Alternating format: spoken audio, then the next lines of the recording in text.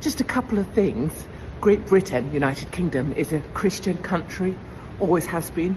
And that union, that flag, that's our flag. Katie Hopkins clashes with Sadiq Khan in explosive debate.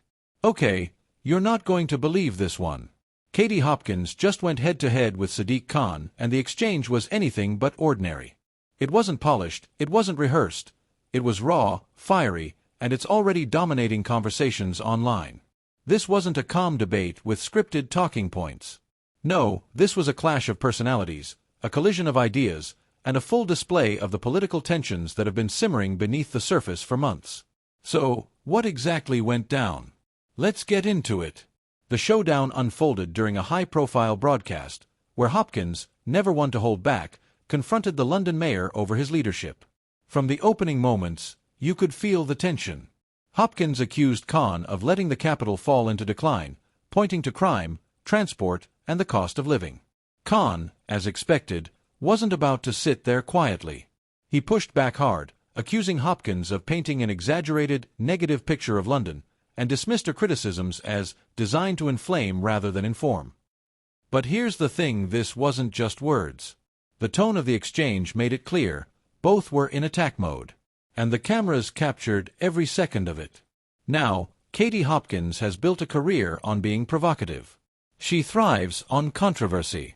And in this debate, she leaned fully into that image, calling Khan out of touch with ordinary Londoners, and insisting he had failed to keep the city safe. Khan responded with equal force. He argued that Hopkins' commentary was dangerous because it undermined public trust while offering no real solutions. At one point, visibly frustrated, he snapped back. It's easy to shout from the sidelines. It's harder to actually run a city. That line drew applause from some in the room, but online, reactions told a different story. Twitter, Facebook, and TikTok lit up almost immediately after the clip aired. One tweet that went viral read, "Love her or hate her, Katie Hopkins just said what many Londoners are thinking. Khan's excuses don't cut it anymore." But of course, the backlash was just as fierce. Another comment read, "This is why we're in such a mess, sensationalists like Hopkins distracting from real issues. Khan may not be perfect, but at least he's serious." And that right there is why this clash matters. It's not just about Hopkins and Khan. It's about the wider frustration, the divide, the feeling that London is at a crossroads. Sadiq Khan has been under constant scrutiny during his time as mayor. Crime rates, particularly knife crime, have been a recurring headline. Housing shortages are squeezing families harder than ever. Transport strikes have frustrated millions.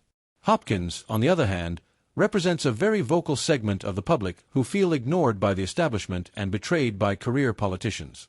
When she speaks to anger.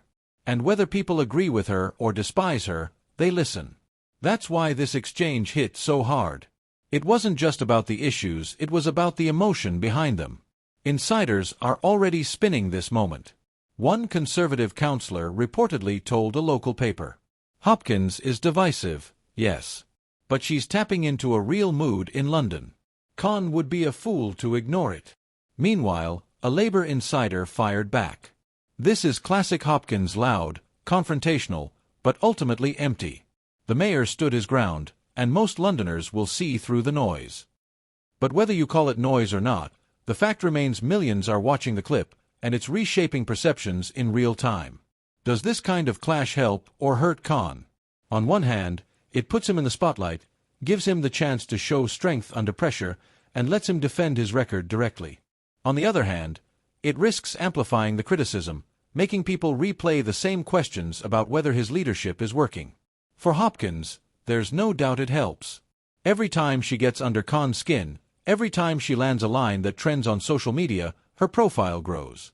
She thrives on being the disruptor, the one who says what others won't. And that, like it or not, is powerful in politics today. As one late-night commentator put it bluntly, this wasn't about facts and figures. This was about emotion. Hopkins knows how to push buttons, and Khan looked rattled. And if there's one thing voters remember, it's how a politician looked in the moment: calm, strong, weak, defensive. Those impressions stick long after the debate ends. So, where does this leave us? Londoners are still divided. Some feel Hopkins exposed the cracks in Khan's leadership.